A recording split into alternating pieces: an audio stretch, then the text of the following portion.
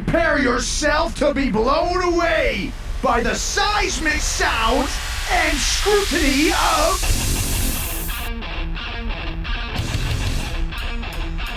Aftershocks Podcast with Chris Aiken and Matt Hartnett.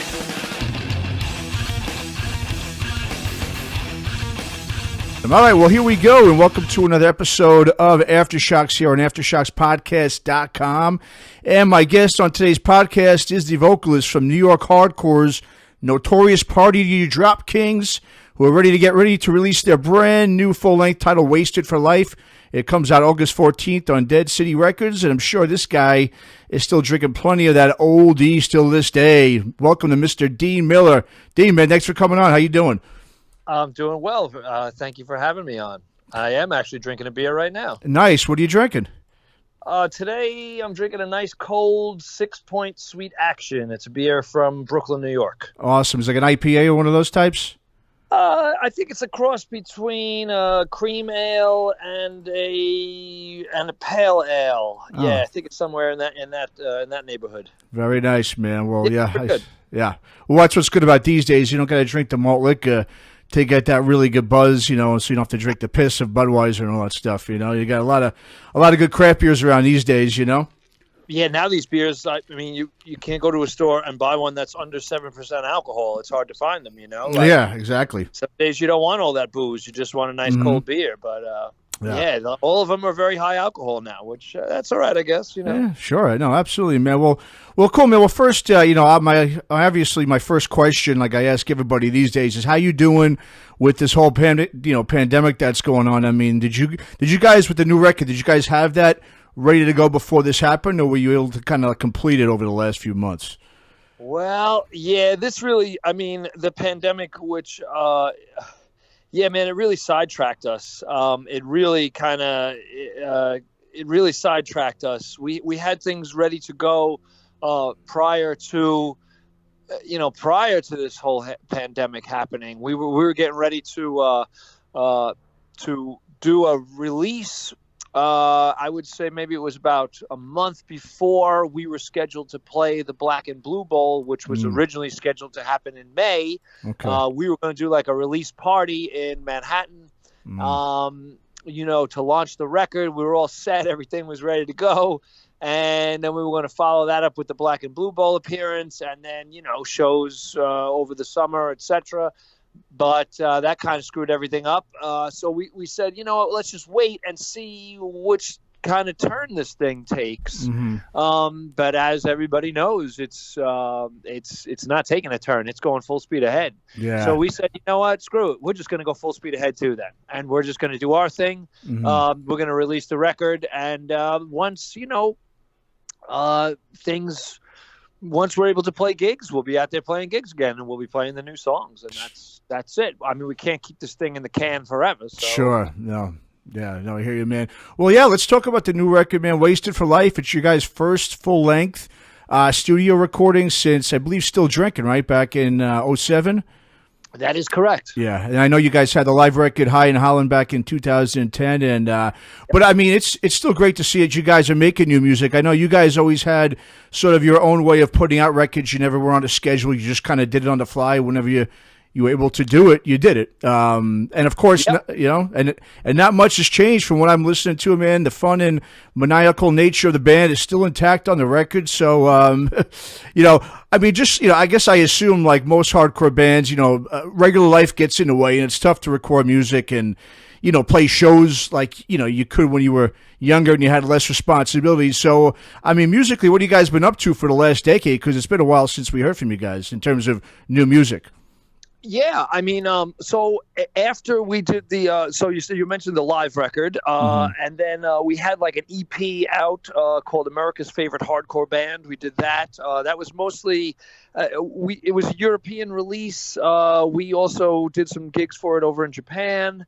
And, it wasn't really, readily available in the United States.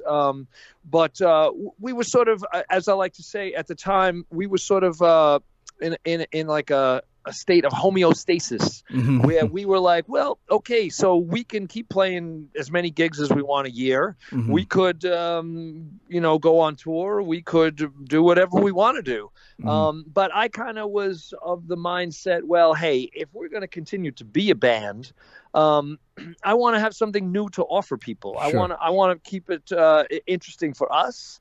And keep it interesting for people that are coming to see us. I don't want to play the same, 30 songs every time we play a gig. I'd like to throw some new ones in there. Mm-hmm. So my brother and I started writing some new material, and then we, took it to the rest of the fellas, and we a long process of demoing these songs and rehearsing these songs and rewriting them and then demoing them again, and then all the stuff that goes into it. And we started the process about 4 years ago, and we were done with it last year as far as having it all recorded and mixed and edited. We got it mastered, I think it was December of last year. And then we were still waiting on the artwork. We had some holdups with the artwork. We wanted to make it a nice-looking package because it's going to be released. It is released on 12-inch vinyl, CD, digital, all that. But we wanted it to look nice. So that took some time. And like you said, I mean, we're just regular guys. We don't play 230 shows of the year and get paid to do our thing. Sure, yeah. I mean, we do gigs when we can. We go on tour when we can. We all have families and 9-to-5 jobs. And hey, man, we just, we've been doing this thing for 30 years, and we have no plans of ever stopping doing it. But yes, we do it at our on our schedule. I think that's really the only way to do it. And quite honestly, in the past, we've had opportunities to do it on a, let's say, a more professional level, and we've always decided we're not sort of interested in that sort of lifestyle. We don't like anybody telling us what to do. Let's just say it like that. We want to do things on our terms all the time, or we're not happy doing them. So, and that's, I think, really the essence of the punk rock attitude. Sure. Is, sort of having your own identity and forget what everybody else tells you or expects of you. And so that's kind of how we go about our business. I mean, sure. We're happy to have the new record out finally. Hopefully people are going to dig it. I think they are. I'm real happy with it. We think it's our best record yet. And we're excited to get out or rather, we're excited to have it out and have some people start hearing it and hear what they think. Sure, yeah, man. Well, yes, yeah, the new record is great, man. Thank you. I listened to it. It's great. I mean, I'll point out a couple songs I really dig. Obviously, you got Brew Crew. That's like your classic type of no redeeming song, anthemic, drinking song. I love it. It's just it's like a street rock oi sing along song. Yeah, totally, man. I love it. And then my favorite song on the record is Shatterproof, man. I think that's a great song. Wow. Well, thanks for saying that. I appreciate that. It's definitely a tie for me as being the favorite. That was supposed to be the single. Oh wow, okay. But we decided against that sort of at the last minute. The single, which was released, is released, and it's available now on 7-inch on Pitchfork, New York. They've been doing this back to school series with bands like Rancid and Murphy's Law and Agnostic Front, etc. So they asked us to do something, and we used it as our single to release the single, which we decided to use the title track "Wasted for Life." Okay. But that was a last minute decision. We wanted to use Shatterproof, but we just felt that was a little too different for us. People don't expect us to do a song like that. Totally. Yep. So we were like, well, maybe it's a little bit more palatable for people as far as a single to have something that they can identify us with. Sure. Yeah. So we went with that. But yeah, I really love Shatterproof. I'm glad you like it too. I'm excited about that song. I really enjoy that. Yeah, well, it's like you said, it's definitely a little bit different than what you guys normally do. Lyrically, it's definitely got more of a, it's a little more serious and it fires you up type of, lyrically, it's kind of about like overcoming all the bullshit that's going on. It sounds like, Yeah. Yeah, and so it's definitely a little. That's why I think I love it, because it's something that was a little unexpected to me. It wasn't a typical fun party type of song. Man, it was a little bit more serious. And of course, you also got the other song that stuck out to me was Sociophilia, about social media. Of course, the big sewer there that we love to call social media. So yeah, I love that you got a little more of the pissed off, serious type of stuff on this, along with, of course, your traditional type of songs as well. Did you Did you get to release a bit more, I guess, than you normally, would, in terms of I wouldn't say angst, but was it like, I guess, what am I trying to say? I guess, did you deliberately, I guess, write lyrics that are a little bit, a little bit different, a little more serious than obviously what you're used to doing? Was that done deliberately? Interesting. So it's interesting you picked up on that, and I think you described that quite accurately.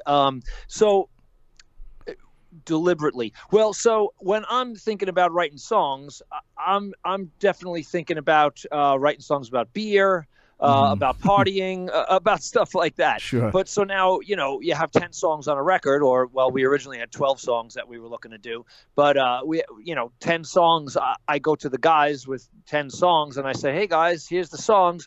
And they're like, well, wow, man, you got 10 songs here about getting wasted. Like, yeah. Maybe we're overemphasizing that aspect of things a little bit too much.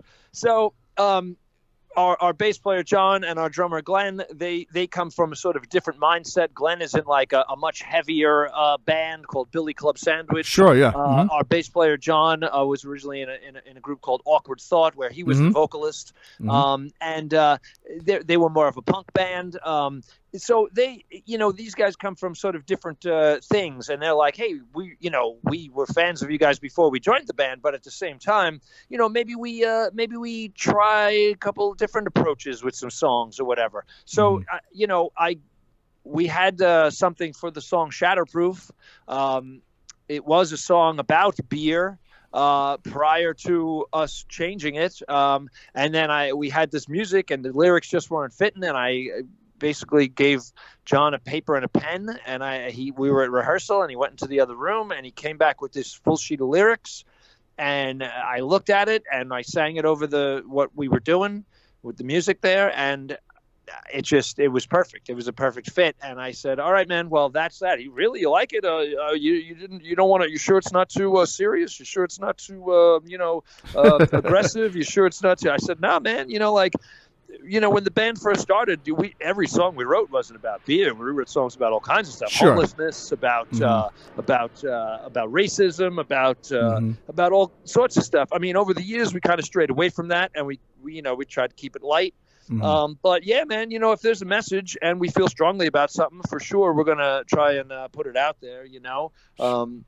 Sociophilia is another thing that was kind of deliberate. My brother and I were writing lyrics, and that's what we came out with. And of course, the song had changed over the 4 years that we were messing with it. But yeah, I mean, I think that's very. People can definitely relate to that topic now. I'm not sure if we invented that word, sociophilia, or not. I think we may have actually invented a word. But, but if we didn't, I mean, okay, but I'm pretty sure we invented that term. Sure, yeah. Nice, man. No, I love it, man. It's like I said, the album's great, man. And let's talk a bit about the band during it. You guys' inception back in the late 80s. Late 80s. Like you guys, man, I grew up in the same area. You guys are from Queens Village. I'm surprised to hear that. Nobody knows where Queens Village is. It's right. It's interesting. But you never meet hardly anybody that's from there. It's pretty funny. I mean, it's true. I always say to people, where are you from? I say Jamaica. I say Jamaica Avenue. Yeah. Right, because that's where Jamaica Ave runs right through Queens Village. Exactly. People know where that is. So, but nobody knows where Queens Village is. They're like, where's that? I'm like, well, it's right next to Hollis. So you know where that is. Yeah. You just say Run DMC, Hollis. Okay. They kind of get it. No, right. Yeah, it's totally. Right. Yeah. But you guys, I didn't realize you guys actually started at the old, I used to go to those too, man, the Battle of the Bands at Our Lady of Lourdes. I grew up like about 3.5 blocks from the Lourdes. Oh, okay. Right there. So, I mean, I remember those days, man, when like every weekend, there's stuff going on all the time with bands playing, those Battle of the Bands. I mean, you had, Norman Bates and the Showerheads. I mean, they were the our big favorites, our brothers. Yeah. Right? Yeah. I mean, It was great, man. I remember just seeing people walking around the neighborhood with those shirts. This is before I even knew who they were. And I'm like, Me too. Same here. yeah, what is this No One Bakes in the Showers? I had no idea until I got about a year or two later, I figured out who they were. And man, what a great band they were. And, God, yeah. and of course, the other hometown guys, Six and Violence. Oh yeah, oh yeah, another favorite of ours. Yeah, man. Queens Village has got a lot of hardcore, and then Howie Abrams, the A&R extraordinaire. He's from Queens Village too. So, Queens Village is all over the New York hardcore map. Maybe not as much as Astoria, but it's up there, man. It's got its history. You know what I mean? And I mean Six and Violence. I know you've I think you've mentioned. I've seen in interviews, man. You're a big fan of them, obviously. Huge right? fan. Yeah. People don't realize too. I have I have this other podcast I do, and my partner, he actually did a interview with Ian Anderson from Jethro Tull. A lot of people don't realize that he guested on one of those albums from Six and Violence on a song, which is very interesting because he did. He played the flute actually. Yep. Yeah. Yeah. Mm-hmm. So the Six and Violence and the Showerheads are, absolutely our biggest influences, and more or less the reason we started a band is because coming from that neighborhood that you mentioned and having these Battle of the Bands go on like every week, that we were so fortunate to have that experience growing up. I mean, imagine being, well, you don't have to imagine because you were there, but you were 13 years old or young teenagers, and heavy metal bands are playing every week at the local place down the block, and we can go and be part of it and meet the bands and form your own band and go up there and play if you want to. And I mean, that shaped our young lives basically. And then getting to know the guys that were in the bands that were playing up there and saying to yourself, hey, shit, I'm going to do this too. And, and those guys were so encouraging to us and helpful. And those guys are my best friends now. I mean, it's awesome. Really like when you say like living your dreams. That was like a dream come true for me. Sure. To be able to meet people that I idolized, and then to be able to perform with them and become friends with them, and boy, that's really, I mean, that's, people say, what is success? Like, that's a success story right there. I mean, there is one. No, coming all the way from Queens Village, there's not many success stories coming out of there. No, there's not. That's one of them right there. That's one of them. No, absolutely, man. And I did read something that when you guys started out, you got your start in the local metal queen circuit. Talk a bit about that. What were what kind of bands were in that circuit? And did you notice in that metal circuit, was it more of like a hardcore tinge sound that most of the bands had? Because I remember when I grew up, I mean, really in the 90s. There really wasn't so much, of a serious like metal scene. It's sort of like metal morphed in with the hardcore scene together, and sort of both metal and hardcore bands played. It was one of those things. If you were a metal band, you really started in the hardcore scene, and then once you went outside the outer boroughs, and maybe you went to different states and you started playing with different bands. Then you maybe were able to kind of get out of that circuit. But there was usually most of the circuits were in that hardcore. Sort of, sound in that style. What was it like when you guys started? I mean, how did you start? Other than the Battle of the Bands, what other kind of circuits were you guys in, and what bands were you playing with? Well, when we started, we didn't really know what hardcore was, as far as like, we weren't trying to become a hardcore band. We were familiar with, I was familiar with Fear. I was familiar with Black Flag and Circle Jerks. But I mean, at the same time, I was also listening to, Hanoi Rocks and the Ramones and, Slayer, whatever was around at the time, So we didn't make a conscious effort to say, hey, let's go and be a hardcore band. We were just playing some goofy tunes, like whatever we could make up, songs about beer for fun and stuff. Now, that said, all the other bands that we had, access to play with, as you said, a lot of them, all of them were metal bands. We were like this weird oddball band that would play on a bill with 5 metal bands on like the college night at the pub, and one band would be doing like I don't know, like glam metal thing. The other band would be doing like, a heavier, like a sort of not quite as heavy as Slayer, but like along those lines type of thing. We played with a lot of those type of groups, and we were the only hardcore band going at that time. So people kind of thought we were goofy in like a Beastie Boys sort of way, which we definitely were. And, never took our thing seriously. But we brought people to the gigs, and we made it a good time. So, they couldn't deny us a second chance to keep doing it. So we kept doing it, and we would still play with all these metal groups. One actually notable metal group that we played with back then, we played at this place on Northern Boulevard in Queens called Nobody's. It was... it was a local bar, but they had a stage, and they let bands play there, and we would, local guys would throw gigs there, and it would be us and, again, a bunch of metal bands. But one notable band that we played there with, that when we saw this band play, we all looked at each other and we were like, these guys are going to be big time one day. And that band was Candiria. Oh, wow. Okay. Yeah, in those early days, like, and we've known those guys, like, we still see each other and we laugh about crap like that. Like, man, remember we used to play all those weirdo metal shows on like a Thursday night and stuff? Like, yeah, sure do.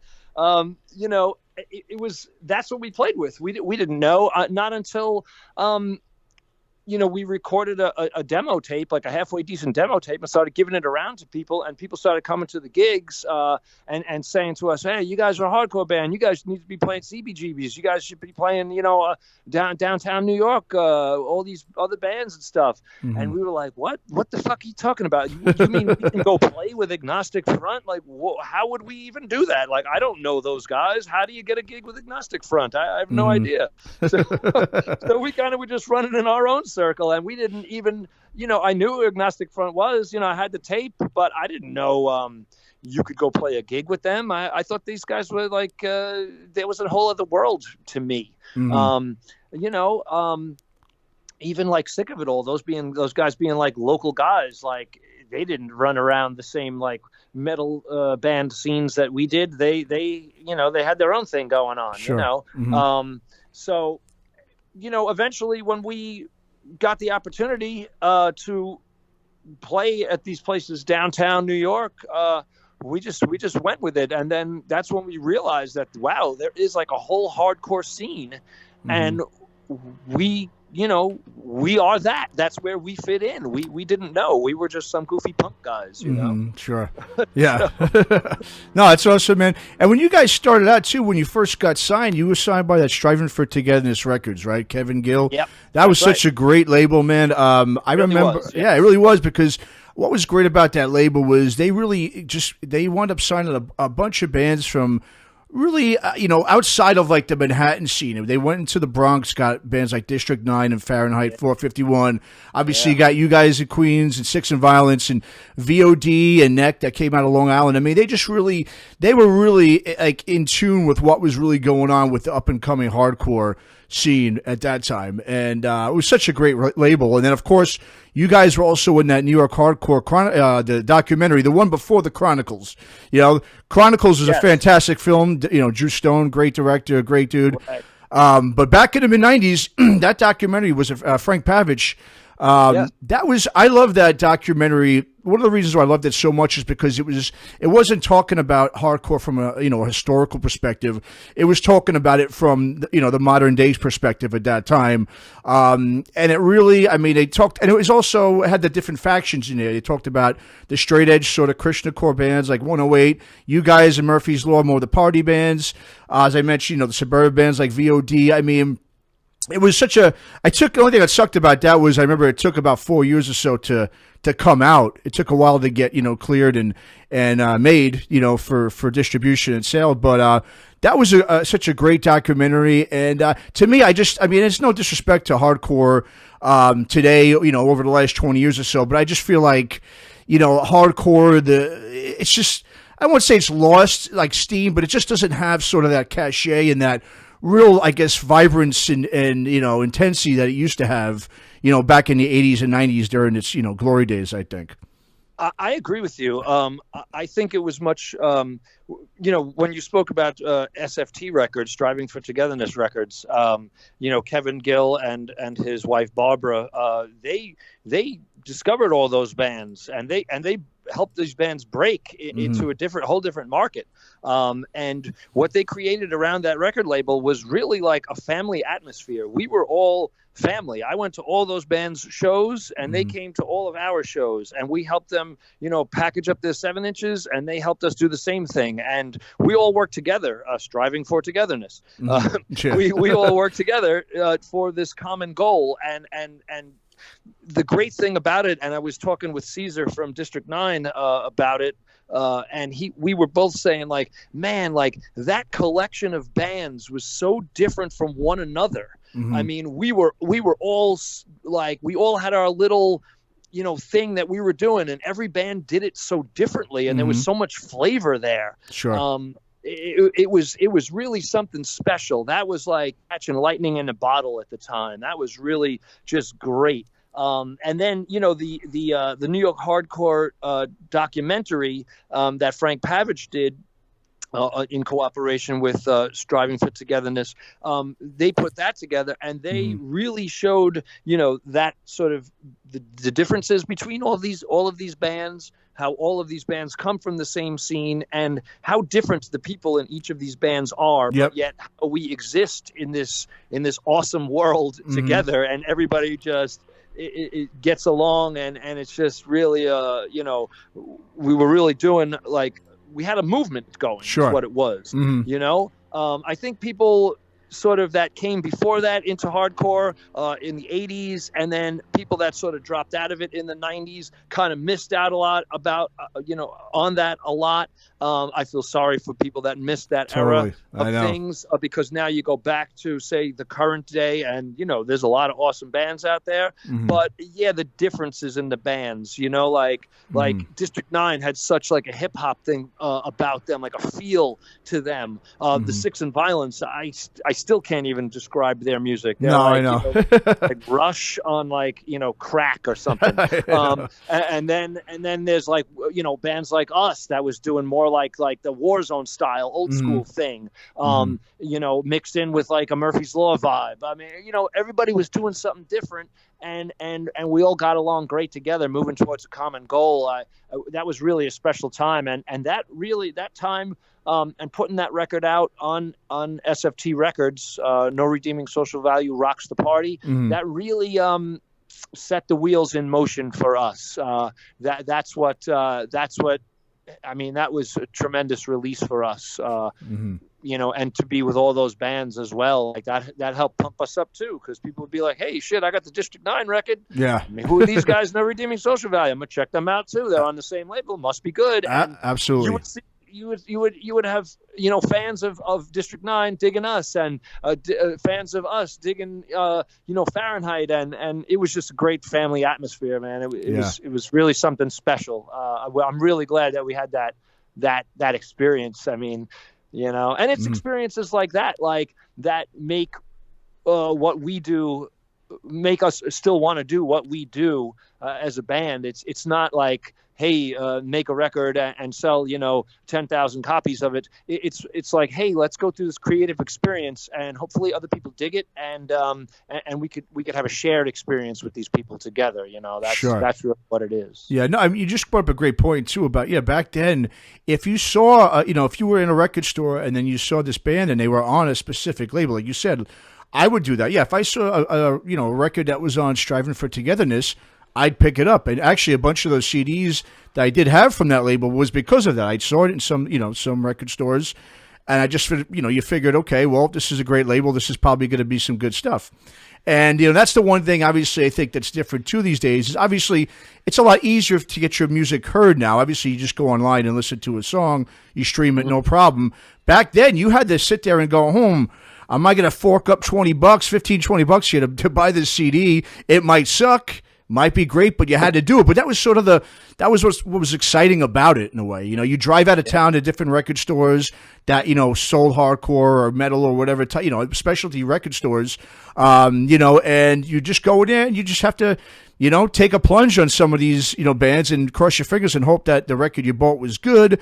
But like I said, I mean, yeah, I wasted some money. I got some shitty, you know, stuff over the years. I mean, everybody did, but it was part of the fun. And then when you actually bought a new one and it was great, you felt so good. You felt like you accomplished something. You know what I mean? It was like an accomplishment when you search for records. You got a new one. Maybe you heard of a new band that no one's heard of before. Then you take it to your friends. You play them this band on, you know, Striving for Togetherness that no one's heard of, and next thing you know, it starts. That's how it all started, you know, spreading out and everything. That's, you know, it was word of mouth, you know, a lot of it. Where, like I said, it's so different today. Just the whole experience of music. I mean, you were saying you got how is it? You got kids, right? Teenage kids. How is it with them? What do you see the difference with what they're doing, obviously, compared to what you did as a kid?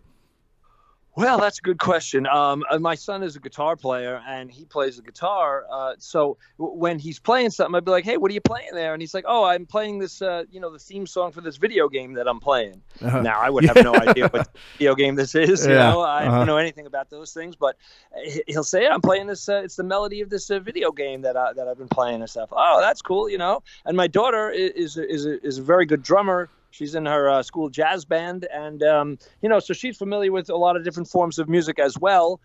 She'll come down to our basement where I am now, and we have the drum kit down here, and she'll come down here and she's playing, you know, she's playing jazz songs, or she's playing, you know, Cream or Led Zeppelin. Mm-hmm. But then she'll go up to her room and she'll put on like Billie Eilish. You know what I mean? That's what kids dig nowadays. Mm-hmm. But I think I don't, you know, that whole experience of going to a record store that you described and seeking out music that you're just going into a record store, flipping through the stacks there, and hey, wow, this Celtic Frost album cover looks pretty badass. Mm-hmm. I've never heard of Celtic Frost, but man, this looks really cool. You know, like what's in this thing? What do these guys have to say? Yeah, exactly. And then you bring it home and you put it on, and you're like, holy shit, man, this is something else. Mm-hmm, you know, which that experience is sort of, you know, record stores are coming back now, which is awesome to see, and vinyl is coming back now, which is great. It's great, yeah.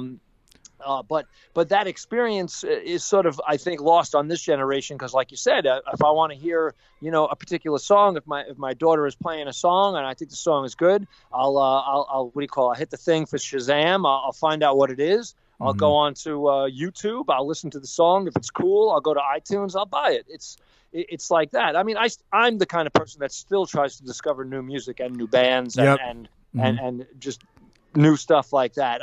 A lot of people like anything else in life. I mean, instead of going and trying to find a really awesome Italian restaurant in your neighborhood or in another neighborhood you've never been to, you know, 9 people out of 10 just go to the freaking Olive Garden and eat the shit they're fed. I know. Mean, it's true. That's a good point. Yeah. That's our culture, you know, nowadays. But that's what separates the hardcore and punk scene and people that look and seek out real artistry and people that are doing something different from, say, like, you know, the mass media provided garbage that, you know, 99% of the rest of the world listens to. Yep. And quite frankly, they should keep doing that, and they should have it because the hardcore punk scene is a special scene, and if you get it, you get it. And if you don't, maybe it's not for you. Exactly. You know? Yeah. No, totally, man. Well, you know, you mentioned earlier before about Warzone, and I know you guys, a person that had a big part in sort of getting your guys, you know, career, I would say going, but he kind of encouraged you guys to do more of the hardcore, you know, shows and stuff, was the legendary frontman Raybeez. Tell us a bit how much he really helped you guys out during those days. Such obviously a legendary guy in the New York hardcore scene. Oh man, when you said that, like I just as you're saying that, I'm sitting here and I'm getting chills. Like my hair is standing up on my arm. Oh, that's how, you know, that's how big a, he put us on big time. Like, I mean, we literally coming out of Queens, playing with these metal bands, not knowing anything or anybody, like wondering, how do you get a gig with Agnostic Front? How will we play with the Circle Jerks? we've never played with the Circle Jerks, but yeah, I know what you mean. Yeah, in theory. Yeah. But things like this, like how would we play with Negative Approach? How do you do this? And we went down to see Warzone one night in Manhattan when they were sort of in like a weird state as a band. I guess after the first 2 records came out, and they were sort of, like they were just. I don't even know who was in the band. I don't think Todd Youth or any of those cats were in the band anymore. It was just like these heavy metal guys that Ray was playing with. And our old drummer, Vinnie, went, we had a demo tape, and we brought it to the show thinking, hey, maybe we'll see somebody that would dig our band, and we'll give them the tape. And we saw, Raybeez, and Vinnie went up to him after the gig and said, hey, man, look, I'm in this band. I love your band. Here's this tape. If you could, just maybe give it a listen, and that would be awesome, man. You guys did a great set, and peace out. And then, like week or 2 later, I still have the message, like on somewhere. It's actually on one of our CDs. It's Raybeez called up my phone, and he leaves this message like, hey, this is Ray from the band Warzone, and I heard your demo tape that one of you guys gave me, and I'd love to put you guys on a show. So call our manager, and this is what we'll do. And we played a gig with them downtown Manhattan, and it was really like the first. It was probably like the first real like New York hardcore show we played.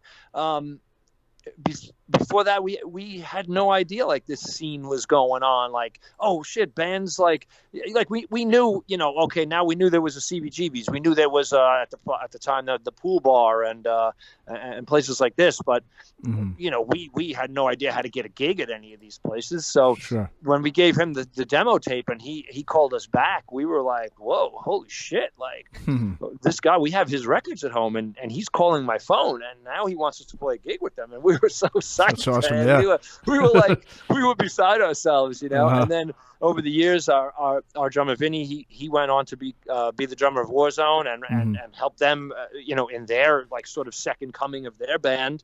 And our bass player Dre and my younger brother Kent was in the band at one time, and man, I mean, like we were so close with those guys, and yeah, it was really we used to set up gigs. We'd set up a gig. Hey, we're going to play Albany, Pennsylvania, and wherever this next weekend. Let's get 3 gigs back to back, Friday, Saturday, Sunday. We'll do us. We'll go. We'll bring Warzone, and we'll bring Rejuvenate. You know what I mean? And we'll all go out and we'll play these gigs, and we'll make it a fun time. We'll all jump in the same van, and we'll do this thing. And it was like, it was definitely a special time, and then when Vinnie and Dre joined the band and went over to Europe on Warzone's first European tour, they would cover our song Skinheads Rule. And when they came back from Europe and told us this, we were like, oh, come on, what, are you kidding me? And then people started writing us letters from Europe like, hey, fuck, man, I heard, Raybeez was saying that this was a song by a band, No Redeeming Social Value, and we should check it out. So I'm writing you this letter. How can I buy your records and all this other stuff? And it was really like, whoa, what the fuck, man? Warzone was playing our song. That's crazy. That's awesome, yeah. It was really wild. And, we were friends, from the scene for years and years, and, Vinnie and Jay and everybody being in their band and stuff. It was just awesome. I mean, we were with them all the time, it was great. It was just great, Yeah. I mean. Raybeez and our other buddy, Johnny Stiff, who was a radio DJ on a hardcore punk show on WNYU, Crucial Chaos Radio. Oh, yeah. They used to play, all the hardcore punk stuff, man. Totally. And he was another guy we gave the demo tape to, and he would play it all the time. And people started to know us from that, and I'm still friends with Johnny Stiff, still nice. Very close friend of mine, and we're grateful to those guys for showing us the way, like, hey, you guys, like, come on, there's a scene over here, you guys should be playing to these people, like, don't play to those metal guys anymore, like, they don't give a shit about you, they think you're funny, they think you're a joke, you're like the comedy relief, you know what I mean? Yeah. So it was definitely a different experience for us once those guys got us more into the hardcore scene, Yeah, sure. Well, and not to keep harping on negative stuff here, but you brought up Vinnie, Vinnie Value, obviously his recent passing. Go ahead Yes. and tell us, talk a bit about him. I know he was such a well-respected, not only as a drummer, but as a person, within the scene. Yeah, I mean, Vinny was, one of the most talented, probably the most talented musician I've ever met or ever had the pleasure of being in a band with. I mean, the guy was he was such a prolific songwriter. Mm-hmm. He's in the band. He was in the band Gray Area. Those guys put out some awesome records. Oh yeah, definitely. A huge fan of Gray Area. Mm-hmm. He was in Warzone and helped. Basically, took that band from nothing, and they were like having a hard time. And him and Jay and Dre, those guys dragged that band back up to the top. You know? I remember that. This guy was.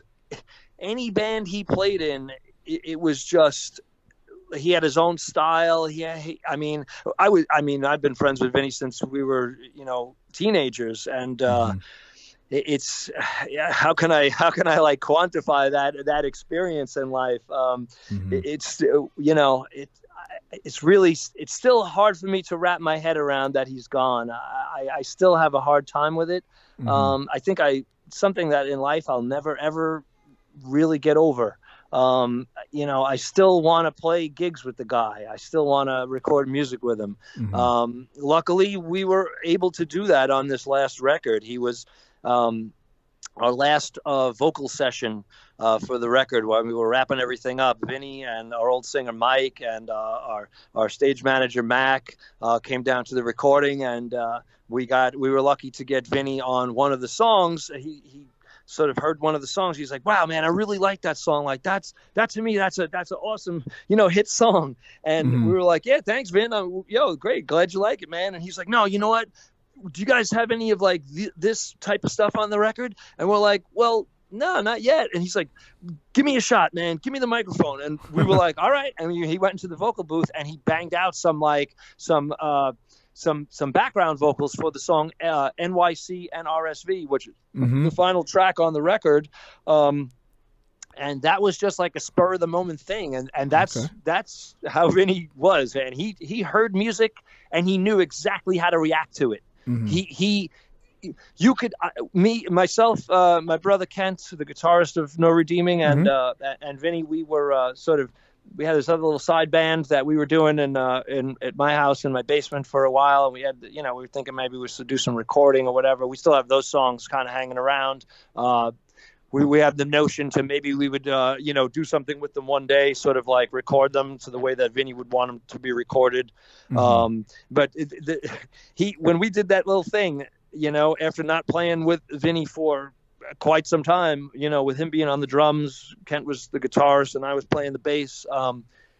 Like the guy, like immediately, as soon as the guitar started playing, he knew exactly what beats and fills and everything to just put there. It was like the guy, people are great musicians, and people learn how to play instruments and stuff. This guy, like, he oozed music. Like it was just coming out of every pore of his body at all times. It's crazy how that was. I mean, we were very lucky to have that experience with him. It definitely made he definitely made my musical experience like amplified times, a million, because without him, I wouldn't know as much about music as I do now, and I'm not just talking to bands. I mean, about like how to write a song, how to make music, how things should sound, what you're really looking to do here, type of stuff. So, I mean, the talent there was just, it was off the charts. Sure. Yeah. Well, now rest in peace to him, man. And like I said, he's obviously, I've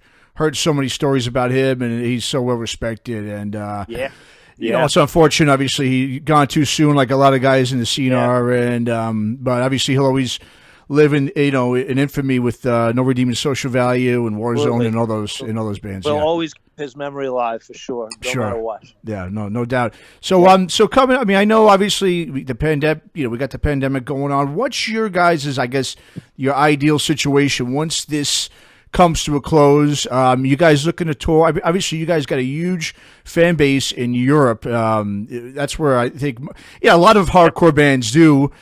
Just because, and I've been told, over the years that a lot of it has to do is, with the Europeans. Once you're a fan for life. Whereas, here in the States, unfortunately, it's more, I guess, of a trendy thing. So people kind of come in and out of scenes and bands, and so it's not like it is in Europe where if they love you, they're going to come see you till the day they die. So so is that you guys playing? You guys planning? Hopefully, once this thing dies down, you guys going to get over to Europe and do a bunch of shows over there to promote the record. Most definitely. The record is Wasted for Life is being released in the States on Dead City Records. Mm-hmm. It's going to be released in Europe on Reality Records. Mm-hmm. And we certainly have plans to go over there and promote the record. We did, I think it was last March, March of 2019. We were over there and we played 3 gigs over in Europe with the California thrash band XL.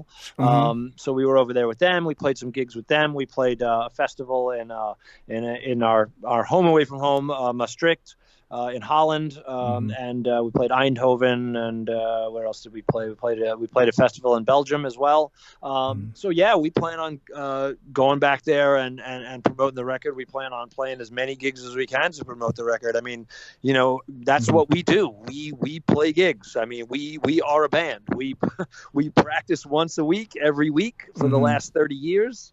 We play music, man. That's what we do. We never joined the bowling league. We don't have the dart league. We didn't do that. We get tattoos, we drink alcohol, and we play in a band. That's our joy in life, and we want to share that with people. I mean, we're really excited for people to hear these songs and then to play them for the people like this. We're really excited about that. I mean, there's nothing like, you make a record and you don't know what people are going to think of it. And then you go to the gig and you play the song and people are singing it with you. And you're like, man, that's cool. Like they dig it. Like we did the job. The mission is completed, Mm-hmm. No. So we're definitely going to be doing that. What else are we doing? We're always writing new music. We're always rehearsing. We have a video coming out for the song Wasted for Life. Mm-hmm. We're going to have another video coming out for N.Y.C, NRSV. We plan on making a video for the song Shatterproof. This pandemic sort of sidetracked that progress. Okay. But we plan on doing that. That's going to be like with actors and a full life drama thing, whatever the heck you want to call it. Yeah. Probably some scenes of us playing in it as well, type of thing. But that'll be like like an MTV style music video. MTV music video. That's funny. Now I'm really dating myself here. They don't have music videos. No, they don't. It's been a while. Right. And for that matter, like, what is MTV? Do people even know what that is? Yeah, good. That's a great question, man. Absolutely, yes. I have no idea. Who knows what's even on that channel anymore? I haven't put that thing on in God. It's definitely not Michael Jackson anymore. Once Jersey Shore was on there, man, that was it. I cut the cord right there. Yeah, we try to avoid the Guidos. Oh yeah, you guys. I know. I mean, that's one of the reasons I think I love growing up in New York, but I don't miss those Guidos. I don't even know if are they still around, the Guidos? Is that still? Oh yeah, dude. They just never go away, do they? It's like cycles with Guidos. I remember as a kid, like in the '80s, you saw them. They kind of died out a little bit in the early '90s, and they came back, went away, and then it came. It's like it cycles every like 6 to 8 years. The new generation of Guidos come in. They come around like that 7-year cicada thing. Yeah, exactly. Yeah, every few years, like the grease oozes out of the earth, and the Guidos just slide up with it. You know what I mean? It's really something. Well, awesome, man. I definitely hope to get to see you guys. The last time I saw you guys was back in 2012, when you guys played at Webster Hall with DRI and Mucky Pie. I flew in from California. Great show, man. I grew, I flew in when I saw that, I'm like, that's it. I'm going to go back for that. Yeah, I had to see that, man. And great time. And I got so fucked up that night. I remember me and my buddy, we bought a bunch of merch from the Dead City table. And we were such idiots. We bought it before the show was even over. It's like, what the fuck are we gonna do? Carry around this shit? What the hell are we thinking? So the guys, the Dead City guys, were just like, oh, dude, you guys, if you want, you could just leave them here. We'll watch them for you. We were like, oh, great. And then we got so fucked up, we left the show and totally forgot to get them. Yeah. But that's great. But that's a good, a great experience. I'll let them know. What did you order? I'll let them know and send it to you. It's all good. But I mean, it's just what a great time. Obviously anybody who's got a chance to see you guys, I highly suggest it. You guys never disappoint. You put on such a, not just musically, but entertainment wise, you guys put on just a, that's the one thing I don't see much anymore too on stage. You don't see people doing a show, not just playing music up there with instruments, but, having fun and bringing out the props and doing all that stuff. You just don't see that stuff anymore. Man. It is, man. So important to do that. I think we always had that mindset. Your friend, we knew like, hey, your friends are only going to come and see you like the first time, maybe the second time. By the third time, if you're not doing something to get people's attention, you're finished, man. Yeah. Like that's it. Like you really need to. I would never say that I'm a musician. I mean, I play a few different instruments, but I would never call myself a musician because what we do with the band is I'm basically a riot starter. I entertain people. I'm there to entertain, and that's what I do. That's what we do. We're entertainers more than anything else. The music is part of it, but the stage show is you got to have that. You got to have that. Yeah. So no, totally. Yeah. No, absolutely. Well, yeah. So, Wasted for Life. It comes out August 14th on Dead City Records. And any plugs you want to throw out there, Dean? Before we wrap this up. I always want to plug our favorite beer, Old English 800 malt liquor. Everybody should buy it and drink it all the time. I would like to plug Pitchfork. Pitchfork New York Hardware. They're on Instagram and Facebook. They released our single "Wasted for Life" with our friends from Arizona called Thug Riot.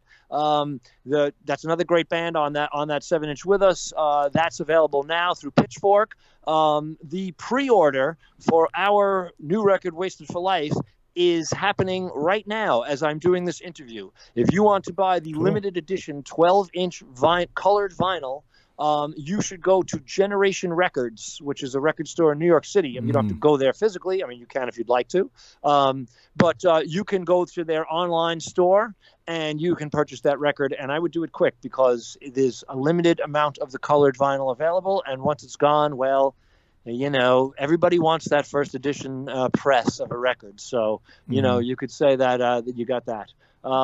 Yeah, man, that's the deal. That's where we're at right now, and we're excited for the new record, and we hope everybody digs it. And check us out. That's what I could tell you. Yeah, well, fantastic, man. Well, yeah, go ahead. Like I said, everyone get ready to pick up the new release from No Redeeming Social Value called "Wasted for Life," August 14th on Dead City Records. And why don't we go ahead and close this podcast out, Dean, by go ahead and pick a song off the new record. We'll go ahead and we'll play it for the audience. And if you have a story about it, go ahead and tell it. Yeah.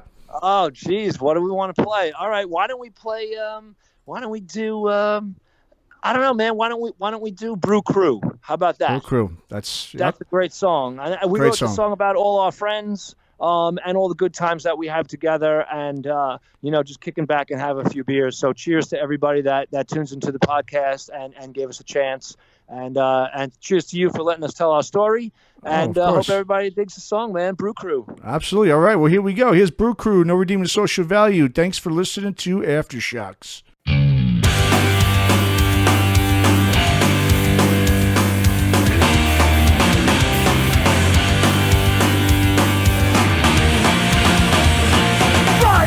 Got nothing to do. Brew crew, brew crew.